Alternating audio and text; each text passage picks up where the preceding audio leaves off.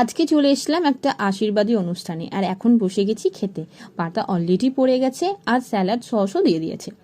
আর এই চলে এলো গরম গরম ভেজ কাটলেট। কাটলেটটা বেশ মুচমুচে খেতে ছিল, বেশ ভালো লাগছিল খেতে। এরপর চলে আসে সাদা ভাত, আর তার সাথে ভেজ মুগের ডাল। এটা আমার অত্যন্ত প্রিয় একটা খাবার, তো বেশ ভালোই খেলাম। এরপর চলে আসে আলু পটলের রসা। আলু পটলের রসাটা খুব ভালো হয়েছিল, যতদূর সম্ভব নারকেলের পেস্ট বা কিছু, কারণ একটু নারকেলের ফ্লেভার পাচ্ছিলাম, তো বেশ ইউনিক লাগছিল খেতে। এরপর চলে আসে আলু পোস্ত, যেটা দেখে আমি চরম খুশি। আলু পোস্তর জন্য হ্যাংলামি করতে আমার কোনো দুঃখ নেই, তো বেশ জম্পেশ করে মাখিয়ে খেলাম। দেন চলে আসে একদম লাল লাল ঝাল ঝাল চিকেন কষা। মারাত্মক ভালো রান্না করেছিল চিকেনটা।